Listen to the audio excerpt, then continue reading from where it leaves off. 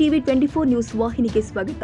ಸಚಿವೆ ಲಕ್ಷ್ಮಿ ಹೆಬ್ಬಾಳ್ಕರ್ ಕಾರು ಅಪಘಾತ ಪ್ರಕರಣದಲ್ಲಿ ಹಿಟ್ ಅಂಡ್ ರನ್ ಮಾಡಿದ ಲಾರಿ ಚಾಲಕನನ್ನ ಬೆಳಗಾವಿ ಪೊಲೀಸರು ಬಂಧಿಸಿದ್ದು, ಈ ಬಗ್ಗೆ ಸಚಿವೆ ಲಕ್ಷ್ಮಿ ಹೆಬ್ಬಾಳ್ಕರ್ ಪ್ರತಿಕ್ರಿಯೆ ಕೊಟ್ಟಿದ್ದಾರೆ.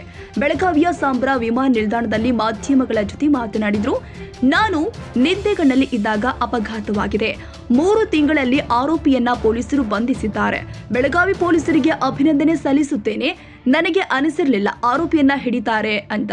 ಕಲರ್ ಮ್ಯಾಚ್ ಮಾಡಲು FSL ಮೊರೆ ಕೂಡ ಹೋಗಿದ್ರು. ಹಿಟ್ ಅಂಡ್ ರನ್ ಕೇಸ್ ಬಹುತೇಕ ಪತ್ತೆಯಾಗಲ್ಲ. ಅಪಘಾತ ಬಗ್ಗೆ ನನಗೆ ಯಾವುದೇ ಅನುಮಾನವಿಲ್ಲ ಎಂದು ತಿಳಿಸಿದ್ರು. ನೋಡೋಣ, ತನಿಖೆ ಆಗ್ತಾ ಇದೆ. ನಾನು ನಿದ್ದೆಗನ್ನಲ್ಲಿದ್ದೆ. ಬಂದು ಅವರು ಹಾಯಿಸಿ ಹೋಗಿದ್ದಾರೆ. ಅದು ನೋಡೋಣ, ತನಿಖೆ ಆಗ್ತಾ ಇದೆ. ತನಿಖೆ ಆದಮೇಲೆ ಗೊತ್ತಾಗುತ್ತೆ. ಆಕ್ಸಿಡೆಂಟ್ ಅಂದರೆ ಆಕ್ಸಿಡೆಂಟು ಅಷ್ಟೇ.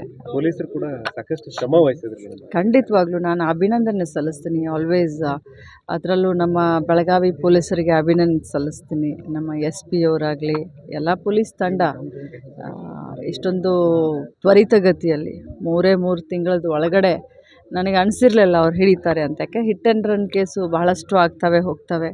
ಭಾಳಷ್ಟು ಹರಸಾಹಸ ಪಟ್ಟಿದ್ದಾರೆ. ಬಾಗೇವಾಡಿ ಟೋಲ್ ನಾಕಾದಲ್ಲಿ ಸುಮಾರು 50-60 ಗಾಡಿಗಳು, ಟ್ರಕ್ಕು, ಅದರಲ್ಲೂ ಕಲ್ಲರು, ಅದನ್ನು FSL ಕಳಿಸಿ ತ್ವರಿತಗತಿಯಲ್ಲಿ ಅದನ್ನು ರಿಪೋರ್ಟ್ ತರಿಸ್ಕೊಂಡು ನಾನು ಅವ್ರಿಗೆ ಧನ್ಯವಾದವನ್ನು ಕೂಡ ತಿಳಿಸ್ತೀನಿ. ಹೌದು, ಮಹಾರಾಷ್ಟ್ರದ ಪುಣೆ ಅವರು ಅಂತ ಗೊತ್ತಾಗಿದೆ. ತಮಗೇನಾದರೂ ಅನುಮಾನಗಳಿದೆ? ನನಗೆ ಯಾವ ಅನುಮಾನಗಳೂ ಇಲ್ಲ. ಕನ್ನಡಿಗರ ಮೆಚ್ಚಿನ ನಿಮ್ಮ ಟಿವಿ 24 ಕನ್ನಡ ನ್ಯೂಸ್ ವಾಹಿನಿ ಇದೀಗ ಟಿವಿಯಲ್ಲಿ ಲಭ್ಯ.